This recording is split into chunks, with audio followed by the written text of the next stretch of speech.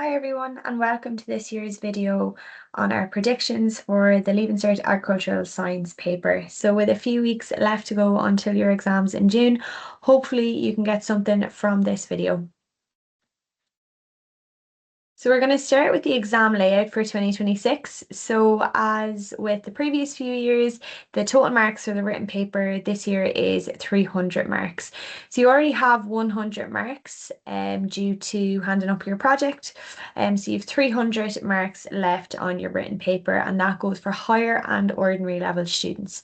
Your paper is going to be 2.5 hours, so 2.5 hours in length, and that again is at both higher and ordinary level. So within the exam itself, there are two sections, section A and section B. And in this exam, everything is written in the exam paper. So there is no separate answer booklet. Everything can be answered in the booklet. So make sure that you are answering within the answer boxes and in blue or black pen. In the exam will be split into section A and into section B. Section A are your short questions and section B are your longer questions.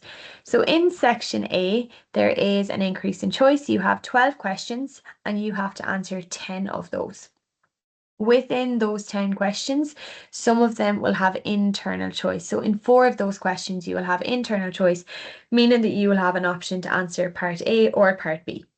So just make sure that you are answering either part A or part B and not the two parts, thinking that that is one question or two questions.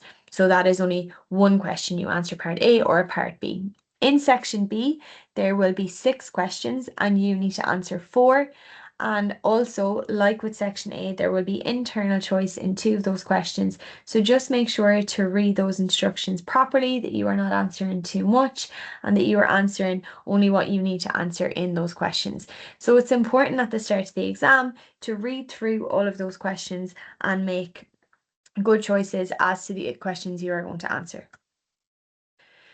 So the timing of this paper, I would advise that you have 5 minutes at the start to check the paper and mark the questions you want to answer. So like we've just gone through in section A and B, because there is choice, both in terms of the questions that you answer, but then also within those questions, it's important that you make the correct choice for you in terms of which questions you answer. So take 5 minutes at the start to flick through the paper, read briefly through the questions to see what topics are being asked, and just mark maybe with a highlighter or a pen which questions you are going to answer. I would leave 10 minutes at the end of the exam to check over your answers. Don't leave any blanks. And then that leaves us with 45 minutes to answer your short questions in section A and 90 minutes to answer your long questions in section B. So if we look back at the last few years in the agricultural science paper, it's not really a paper that we can definitely predict exactly what is going to come up. Especially in section B, a wide, varied amount of topics are being asked, and even within one question, there can be lots of different chapters and topics asked. So there is quite a mix match approach in terms of the topics that have been asked. But in terms of common questions or patterns that we have seen over the last 4 years, things that are definitely coming up on the paper, definitely your experiments. That is both your specified practical activities, 20 of those. So at least 2 or 3 of those have come up over the past few years. And then also with the experiments, there are unseen experiments always came up in those previous years from 2021 to 2025. So with the unseen experiments, they are looking for things like independent and dependent variables, reliability, accuracy, averages, things like that. So experiments that you may not have done, but pulling from your knowledge from the scientific method to answer on those experiments also. We have seen, like with any science paper, lots of definitions. That is in both section A and section B. What we have seen over the last few years is the appearance of the catch or energy crop. Now, that is higher level only. So that's only on the higher level paper, not the ordinary level paper. It's a higher level only topic, and therefore that is why we only see it in the higher level paper. So you notice it says catch or energy crop. So the exam won't specify which of those you need to answer on. That is your choice. You only have to study one of them, and therefore you get a choice as to which you answer on. So that came up in the previous few years in section A as a short question for 10 marks.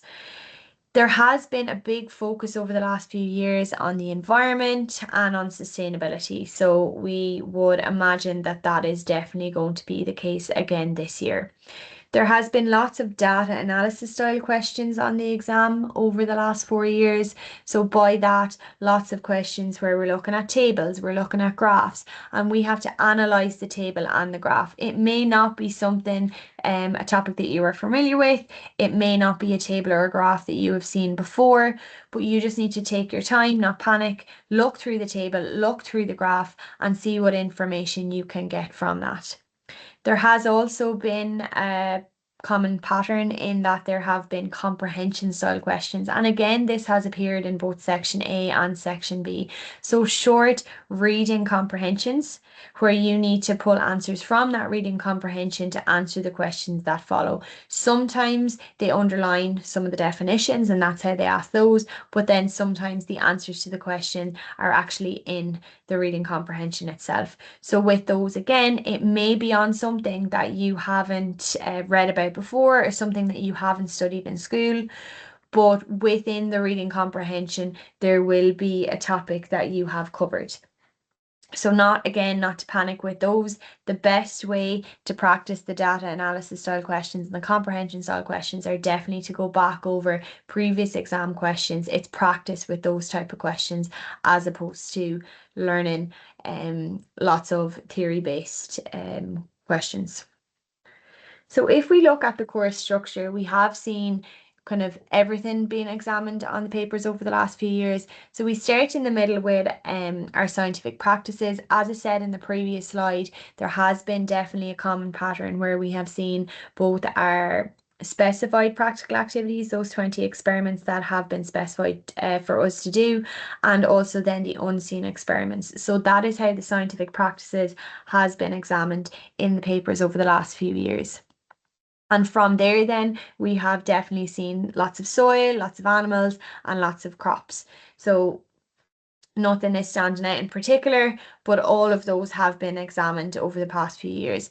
If you notice then on the outside of the course structure, we have our cross-cutting themes, which also have appeared throughout the paper. So things like health and safety are important, technology, definitely a big one.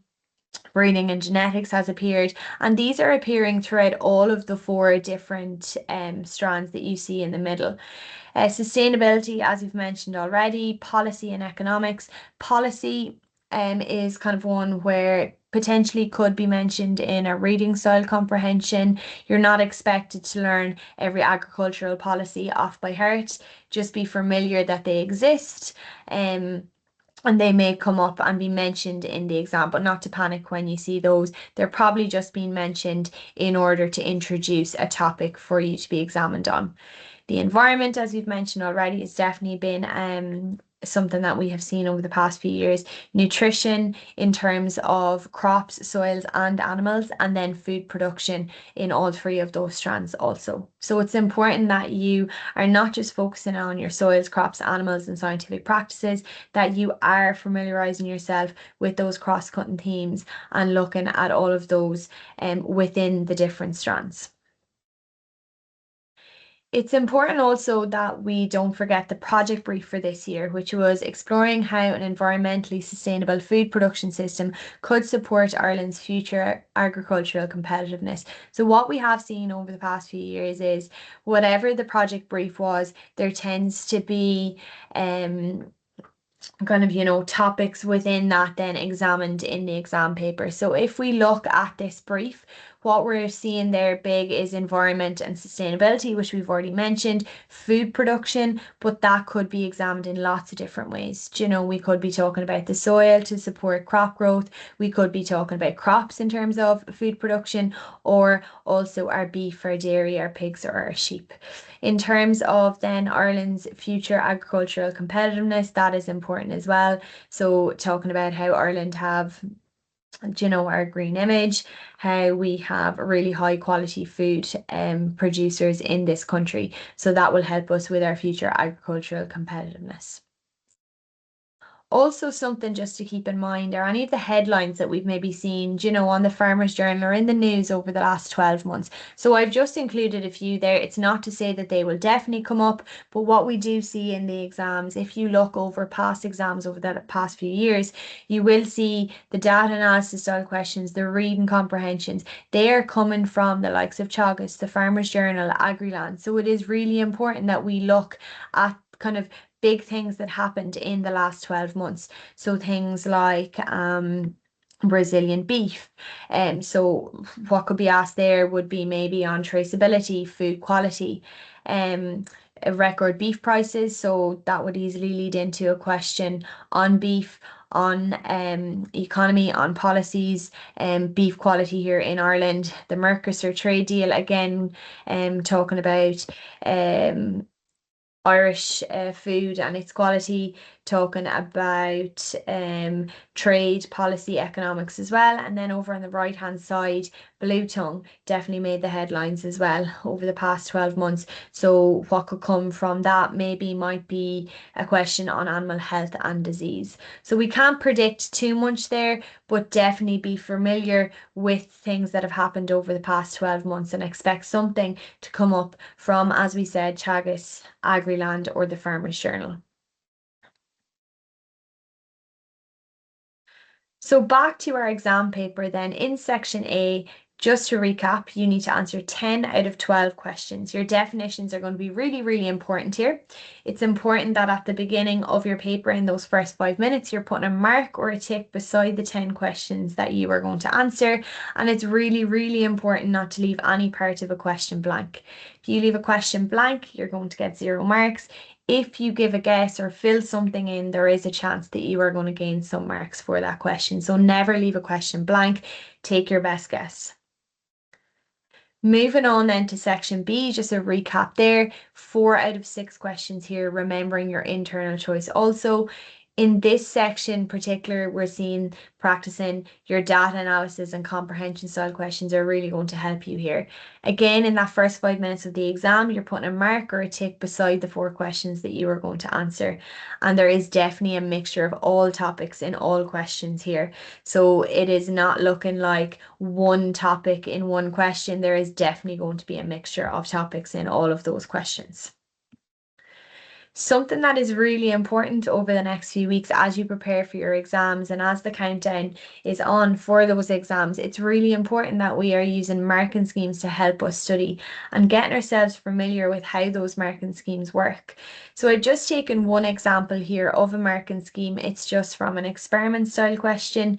The question asks to describe with the aid of a label diagram how to isolate and grow bacteria from the root nodules of clover. So that is one of our specified practical activities.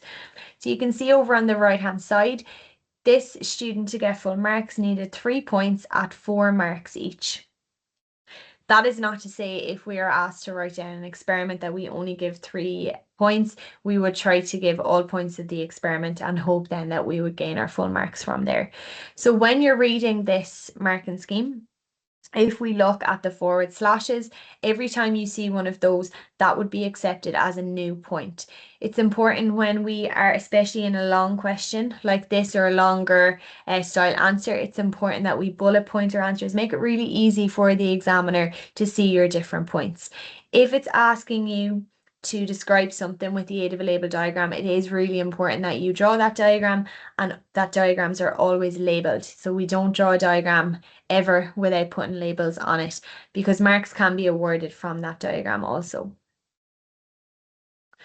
So guys, hopefully you found that video useful. If you did and are interested in getting a package with ExamRevision, at the moment we have our complete revision package with 40% off. We have a discount, you'll see it below this video, a discount code. So for the complete revision package, we're just going to run through what you get in that package. So in this complete revision package, you will get video tutorial grinds, you will get PowerPoint presentations.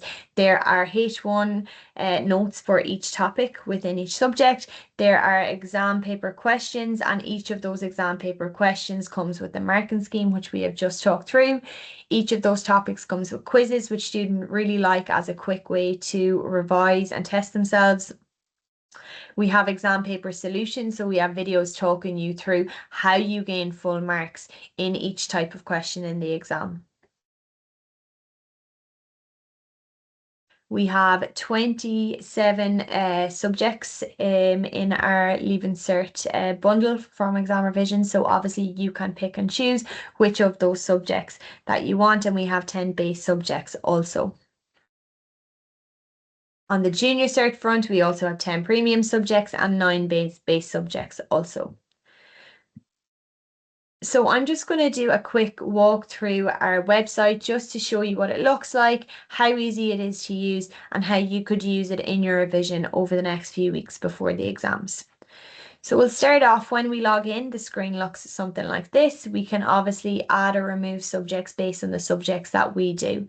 So obviously based on this video, we're just going to click into Ag Science, which you can see on the left-hand side of the screen. When we click in, what we see on the top of our screen is a progress tracker. So this is a really nice feature that allows us to see our progress, how much of the course we have completed in terms of our revision. We can see our average quiz scores. We can see the progress in terms of how many videos we've watched, how many presentations in terms of PowerPoints that we've looked at, and how many quizzes we have completed also.